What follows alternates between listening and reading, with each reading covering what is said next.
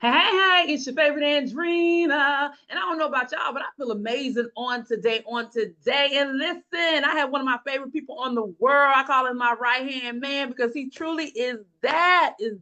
And he's coming to bring something that is very dear to both him and I, life experience. And he is coming to give us one of these deep stories. I hope y'all are ready and prepared for what he is fin to bring and fin to learn on today. Tell the people who you are. Tell the people who you Yes. are.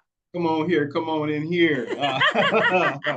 Yes, Lord. My name is Ernest Comer III.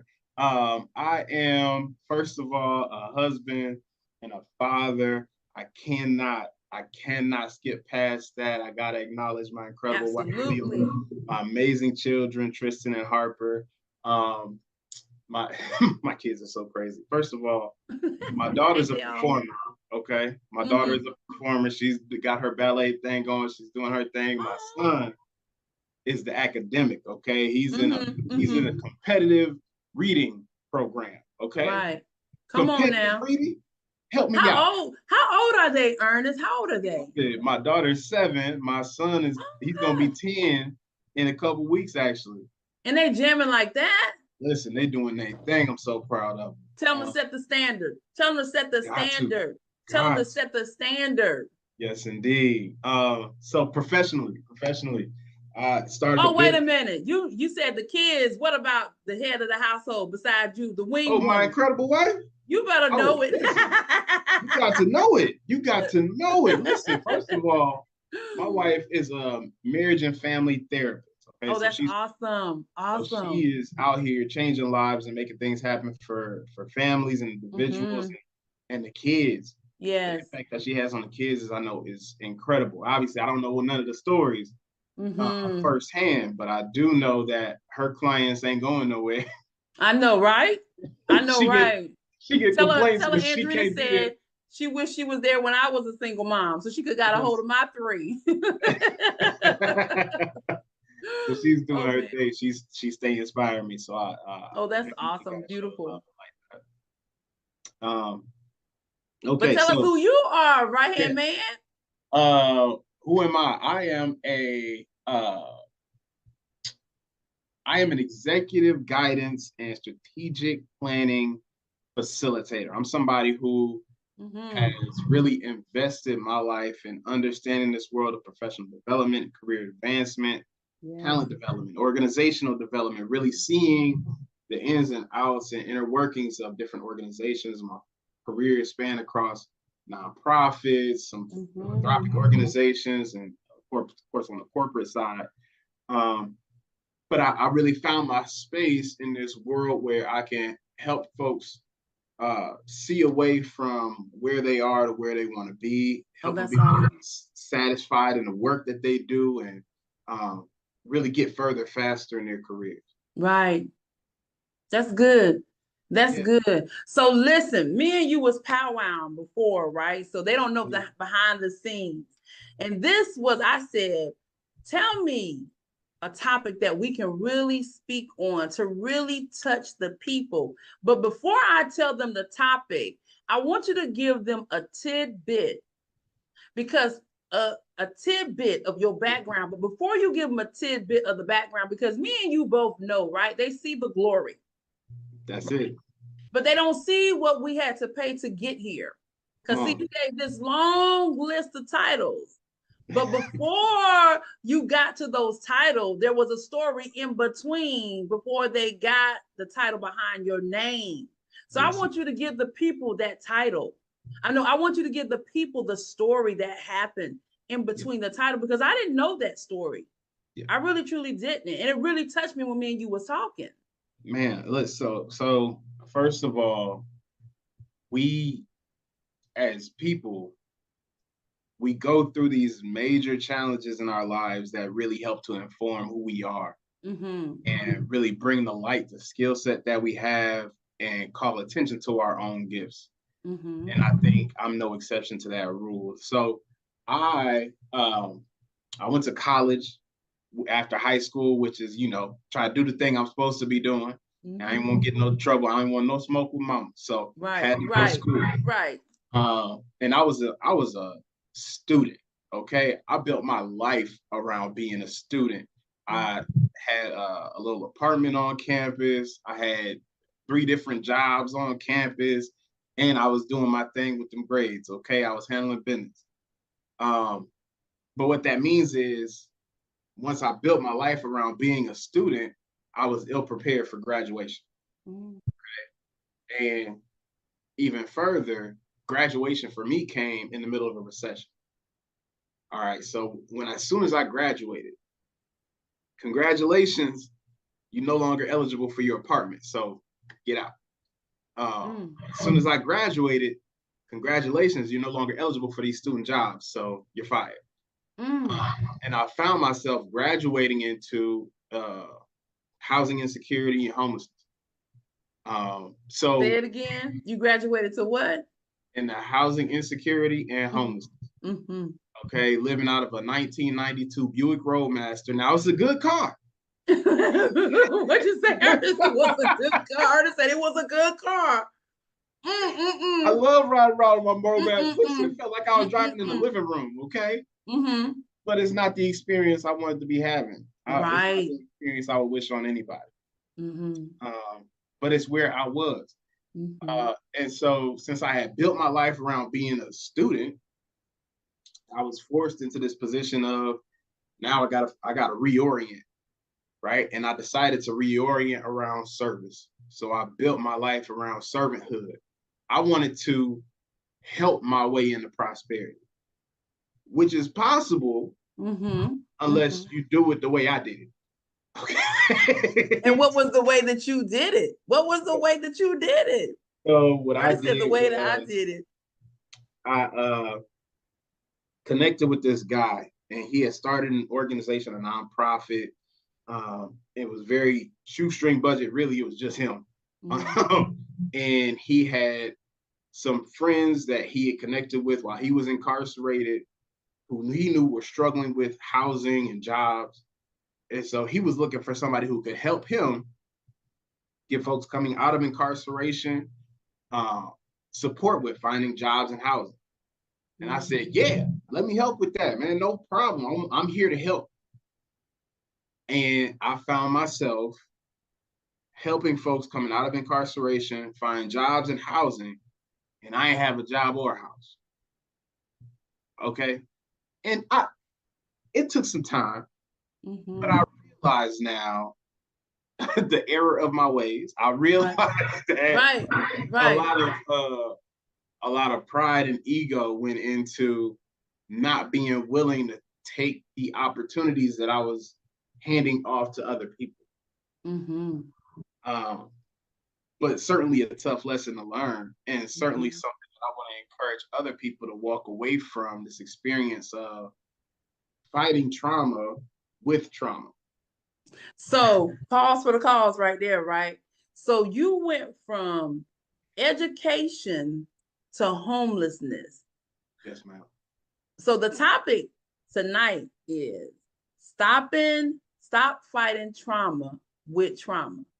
Yes, indeed. Now, what made you come up with that topic? When I looked at that topic, I was like, you know what? That hit home. Yeah. Because you know what? That's all we know what to do. That's it. And so I've gone through these challenges in my life.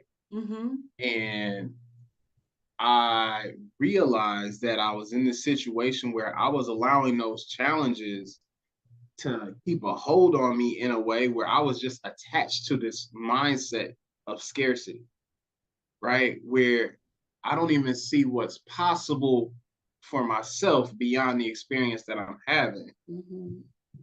And so rather than focus on what I could be doing, I'm going to focus on, you know what, I'm gonna lean into being noble, right? And I'm gonna be a blessing to everybody around me.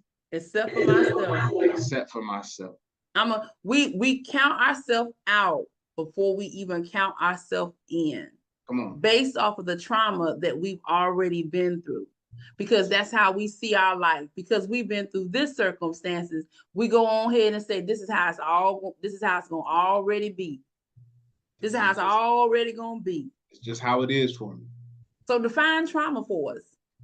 So trauma for me means that it's an experience that, first of all, you have a connection to, right?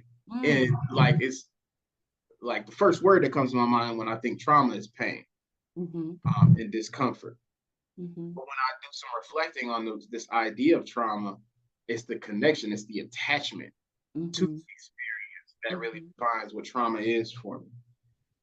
And so, yes, it's that connection, but it's also the discomfort that is true for whatever that experience was. So homelessness, living out of that 92 Buick Roadmaster, that was a traumatic experience for me. Absolutely.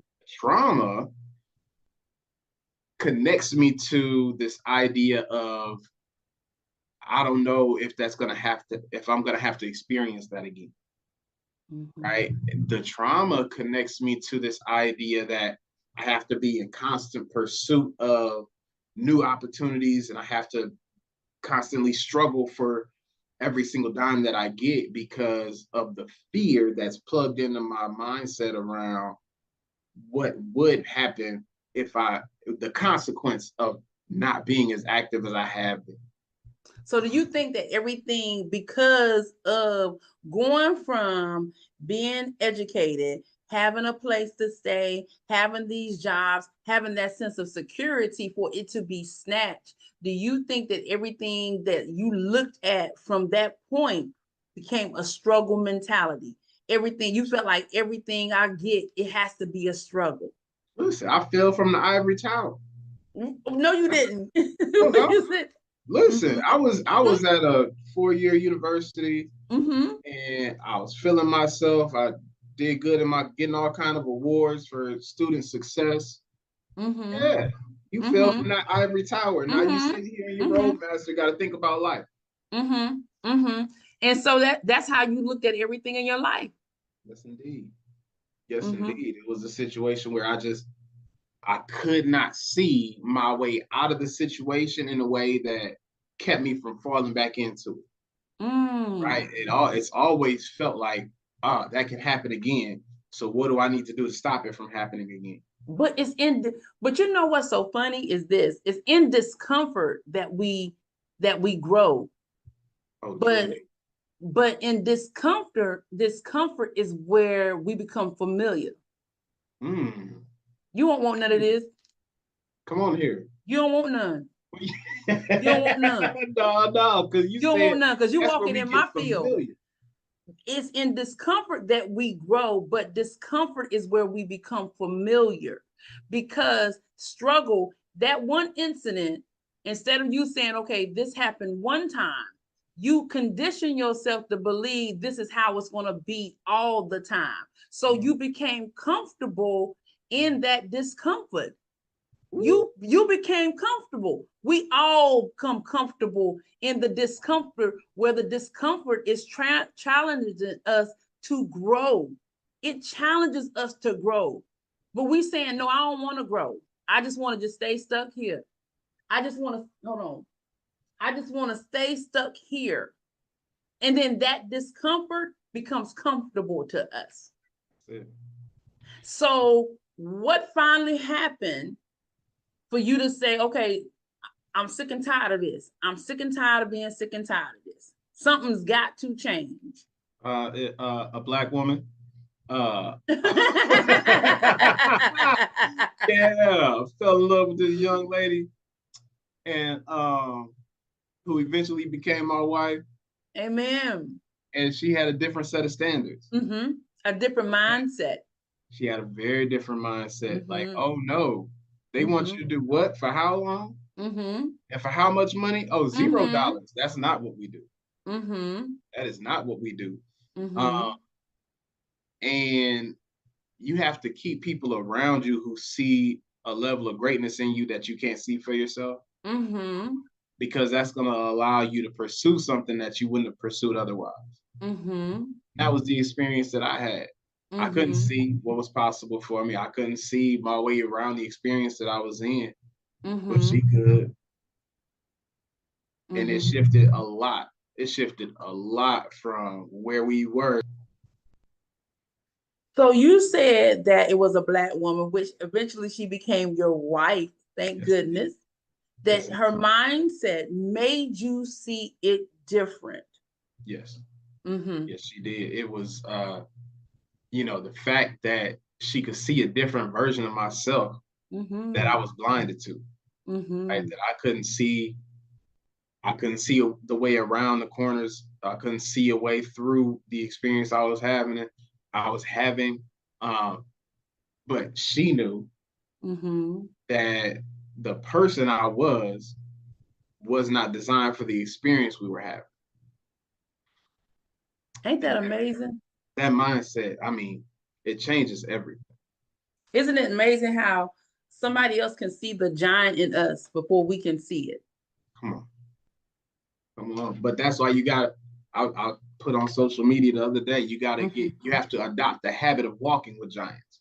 Mm-hmm. Okay, when Mm-hmm.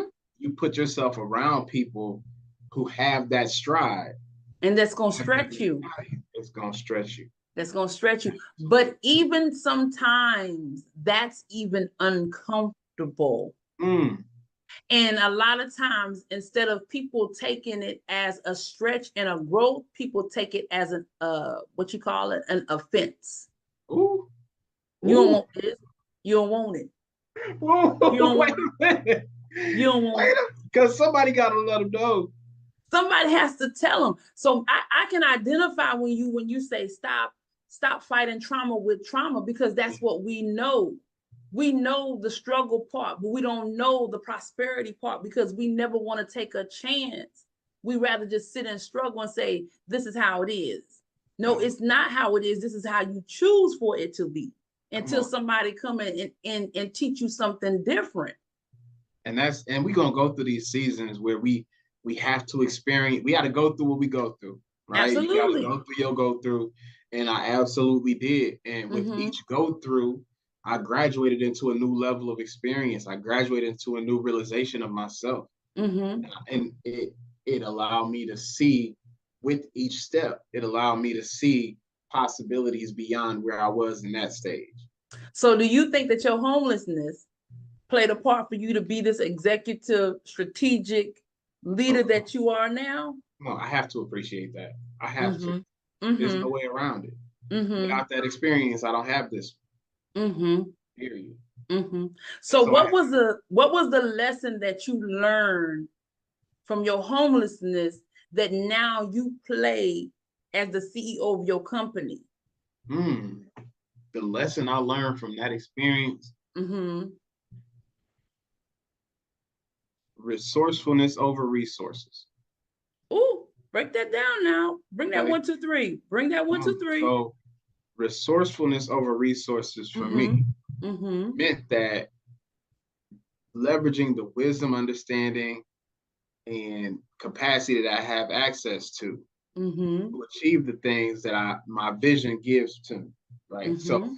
the what I see possible, getting access to what I see possible with what I have, not because I have access to so much, but because I know how to use what I have. Mm-hmm. Mm-hmm. That's resourcefulness over resources. And I Mm-hmm. think that too many of us get trapped by this mentality that we can't access certain things or we can't achieve certain things because we don't have enough capital, we don't have enough of a network, we don't have enough capacity. When the Mm-hmm. reality is, we have to take stock of what's accessible to us. We have to take stock of what we understand and know, Mm-hmm. leverage what we have to achieve what we can see. That, but people don't think that. You take what you have and use it. And then as you use what you have, allow that to grow and it'll continue to grow. Come on. And that and you know, a lot of times that's why people don't step out. And that's a lot of times why people don't make no change. That's why a lot of times people say, I gotta wait till the kids grow up. I gotta wait till the husband come, the woman come. I Come gotta on. wait till I graduate from college, or I gotta wait till I get the promotion to take a vacation. But when they can just take what they have and use it to their advantage, that makes a lot of sense. That makes a lot of sense. Absolutely. That's a really good story. But people wouldn't believe that you've been through that because of now you an executive strategist and you have your own company and you speak with such a standard. But to hear you say I was homeless, I had to meet a woman that changed my mindset. I had to understand that I am resourceful. I was giving everything away instead of giving back to me. Mm-hmm. They need to Got hear to. that story. Have you wrote a Yes, book about that? I did. I did. And what's funny, you mentioned earlier, you said the glory, they see the glory, but they don't see what we've been through. They never see it. The book Mm-hmm. that I wrote is called The Opposite of Glory. Mm-hmm. Right? Because we have to recognize the value that comes from the experience that gets us to the achievements that we have. And it's not Mm-hmm. necessarily the achievements that we pursue. Mm-hmm. Right? And that's why the emphasis is on the opposite of glory, because it's about the process. Mm-hmm. Right? You hear people say all the time, trust the process, trust the process. Mm-hmm. That's just it. It can be as simple as that. Mm-hmm. But when you pursue the thing that you want to achieve, rather than pursuing the opportunity to exercise the process, Mm-hmm.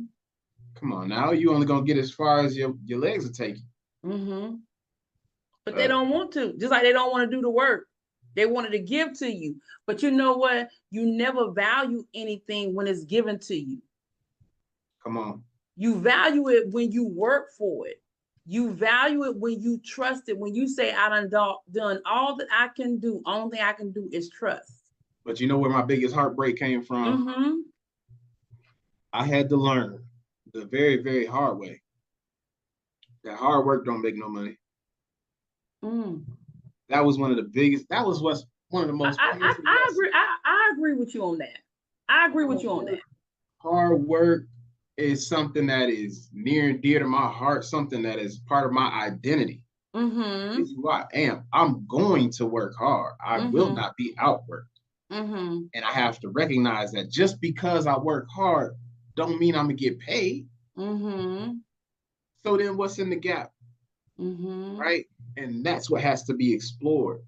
We got to start really getting a deeper level of understanding finances, managing the wealth that we finally get access to, Mm-hmm. but also understanding this world of transactions and the world of entrepreneurship and the world of like, what does it mean to create value Mm-hmm. really? Mm-hmm. And how does hard work help to create new value? But we don't want that because you know why? We Why is want that? surface. Come on. I just had this conversation with my client. I said, y'all don't want it. She said, what you mean by that, Miss Andrea? I said, people nowadays want everything to be surface, but in order for you to obtain anything, in order for you to learn anything, you have to get the deeper understanding of it. You can no longer function in surface. You have to go deeper, deeper than if you want to know the why, you got to go deeper. It just can't be like why because I want to. It can't just be that. Yes, indeed. It's Yes, got to indeed. go because I want legacy for my children. It's because I want my children to understand you went through this with me because of this, but also because you have a story that you must tell. Mm. Okay, then I'm gonna send you an invoice because you done got plenty of lessons on this video. Can't be bad at it. I cannot be bad at it. I love it. So give But us we three got tips. Give us 3 tips how to stop fighting trauma. how to stop fighting trauma Mm-hmm. with trauma. First of all, it's what I said before, recognizing that it's resourcefulness over Mm-hmm. resources. Mm-hmm. Okay. If you are in this state of fighting trauma with trauma, you probably are missing out on the opportunity to recognize what you actually have access to and how you can create value for people. Mm-hmm. Okay. The other piece to stop fighting trauma with trauma is assign value to rest and restorative activity. Okay. It's Mm. too many of us out here hustling, grind time 24/7. You can't never get a wink of sleep. You can't never get no rest. Your body is failing and malfunctioning on you because you haven't put the energy and effort that you need to invest in rest and restorative activity. Mm. Okay. Mm-hmm. We Mm-hmm. need you here.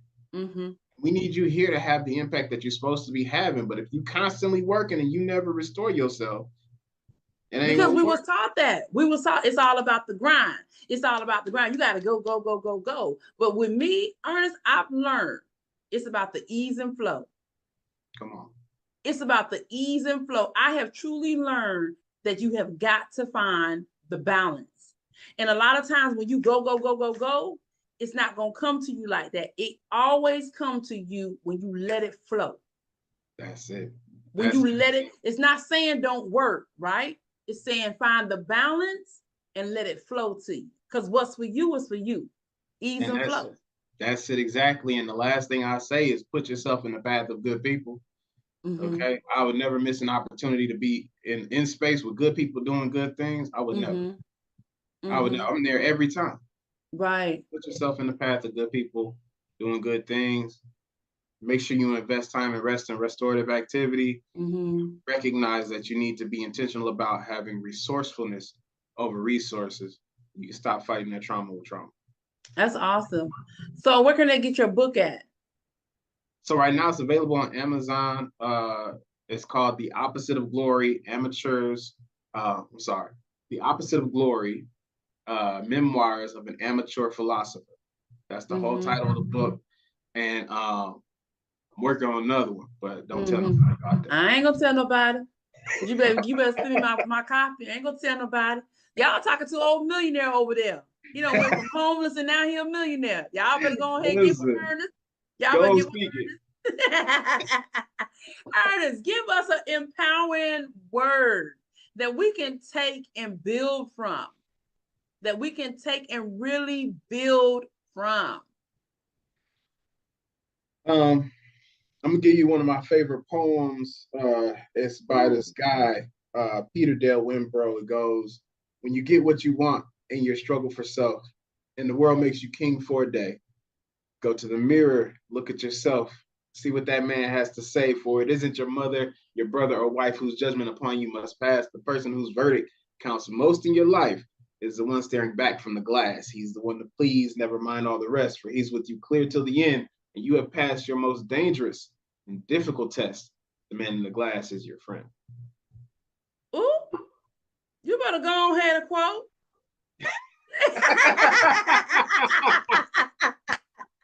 You better go ahead, honey. I said, look at the woman in the mirror, honey, and flip the hair. Mr. Ernest, we appreciate you. We appreciate you. Listen, give the people the information on how they can reach you, work with you, and all that other good stuff. So ehowardco.com, that's the website, but find me across social media at E_Howard_Co. I remember in the third grade, I was real good at math. Back in the third grade, okay, that's when I was real good. I used to get that math work done so fast. The teacher always said, "Ernest, you forgot to put your name on it." Said, okay. What type of clients do you work with? Yeah, so when I work with clients, what I look for is folks that are executives who are leading businesses, leading teams, who have, or future executives, folks who have an ambition to lead teams, lead organizations, and you're looking for an opportunity to step into a greater state of clarity around how to move things forward or how to structure the work that you're doing or have an impact on the community you want to serve. That's awesome. Listen, right hand man, I'm proud of you. I'm proud of you in the community, what you're doing in your community, you showing up, what you're doing for HBCU, right? Working on yeah, it. Yes, I'm indeed. very proud of that. I'm proud of you. Stand in that mission, stand firm. I'm proud of you and your family, what you're doing.